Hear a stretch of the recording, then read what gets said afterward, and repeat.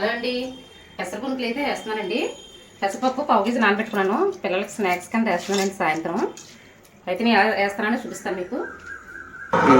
నీళ్ళు బాగా వాడేసుకుని రుబ్బుకోవాలండి. వాటర్ లేకుండా రుబ్బుకోవాలి, లేదా మెత్తగా అయిపోద్దండి.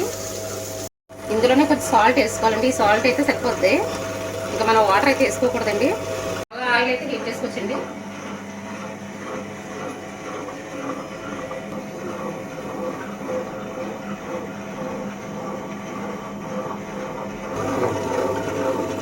పప్పు అయితే నలిగిపోయిందండి. ఇంకో ఇలా ఉంటే సరిపోద్దండి. మరి పలుచగా ఉంటే బాగోవు, నూనె లాగేస్తుంది. పప్పు అయితే రుబ్బేసానండి. ఇదిగో ఇందులో జీలకర్ర వేసుకోవాలి కొంచెం. నేను సాల్ట్ ఆల్రెడీ వేసాను కనుక ఇదిగోండి ఈ విధంగా ఉంటే పిండి ఆయిల్ పీల్చకుండా బాగా వస్తాయండి పునుగులు. పునుగులు అయితే వేసి చూపిస్తాను రండి. ఈ విధంగా వేసుకుంటే ఆయిల్ పీల్చదు,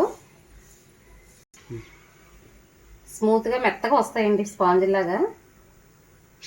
మనం బయట తెచ్చుకునే వాటి కన్నా ఇంట్లో వేసుకునే బాగుంటాయి. వీలైనంత వరకు ఇంట్లోనే చేసుకుని తినండి. బయట ఫుడ్ అయితే ఎక్కువ తినొద్దు ఎవరైనా సరే.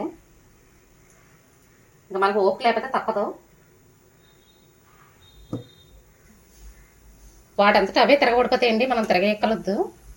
ఇదిగోనండి ఇలా కదితే చాలు, వాటంతటా అవే తిరగబడిపోతాయి.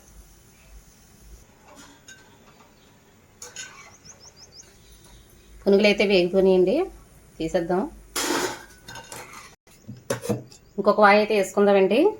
మనం బయట 200 ఖర్చు పెట్టినా కూడా ఒకరికి వస్తే ఒకరికి రాదు. ఇలా ఇంట్లో చేసుకుంటే అందరూ తినొచ్చండి, ఫ్యామిలీ మొత్తం. మనం కూడా నీట్గా చేసుకుంటాము, బయట ఎలా పడతారో చేస్తారండి అవి. అంతేనండి, అన్నీ వేస్తాను, అయిపోయినాయి. అంతేనండి, ఎంతో టేస్టీగా ఉంటే పెసర పునుగులు అయితే రెడీ అయిపోయినాయి. ఇదిగోండి చూడండి ఎంత మెత్తగా వచ్చినాయో, స్పాంజిలా వచ్చినాయి. మనకు ఆయిల్ కూడా ఎక్కువ పీల్చదండి. అదే బయటికి తెచ్చుకుంటే కనుక ఆయిల్ ఎక్కువ ఉంటుంది, మనకి వేపిన దాంట్లోనే వేపేస్తారు. అంతేనండి, నచ్చితే లైక్ చేయండి, సబ్స్క్రైబ్ చేసుకోండి.